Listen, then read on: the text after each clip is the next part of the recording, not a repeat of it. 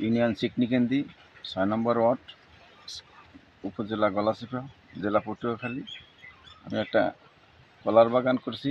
কলার বাগানের ভিতরে আরও উঠছি সিম টিম, তারপরে কদু আছে, এই লাল শাক, মূলা, আরও বিভিন্ন তরকারি আমি চাষ করি।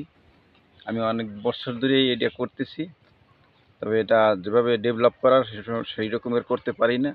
আমি কৃষি অফিস থেকে বা সরকার থেকে যদি একটু সহযোগিতা পাইতাম তাহলে এটা আরও ভালো ডেভেলপ করতে পারতাম। তো মোটামুটি ৩০-৪০ হাজার টাকা ইনকাম হয়। আমি আরও ভালো করে সার ঔষধ ব্যবহার করতে পারলে, রুষ্টিয়ে খাড়াইতে পারলে এখানে আমি প্রায় ১.৫-২ লাখ টাকা ইনকাম করতে পারতাম বছরে। তো এটার জন্য আমি আকুল আবেদন আপনাদের কাছে যে কৃষি অফিস থেকে যদি আমি একটা সহযোগিতা পাই। আমি মোহাম্মদ ইয়াহিয়া খান, ৬ নং কচুহাট আমার বাড়ি। আমার একজন প্রতিবেশী ভাই মোহাম্মদ বাইজিদ খান, উনি দীর্ঘদিন যাবৎ এলাকায় থেকে কৃষিকাজের উপরে উনি আত্মনির্ভরশীল। এই কৃষিকাজ করেই ওনার জীবন জীবিকা নির্বাহ করে। তো ওনার ভালো মেধা কৃষিকাজের উপরে ব্যয় করে আছেও, কিন্তু উনি একটু আর্থিক অসচ্ছলতার কারণে উনি আসলে যেভাবে করার সেভাবে করতে পারে না।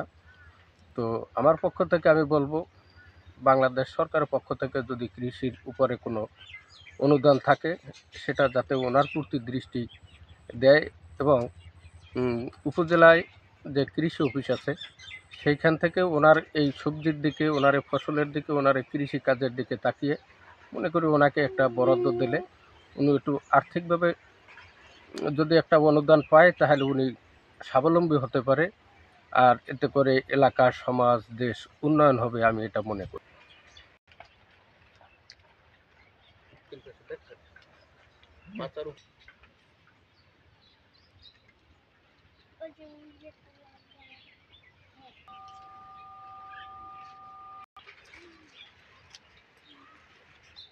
আমার লোন ফোন না, মানে সরকারি একটা ব্যবস্থা করতে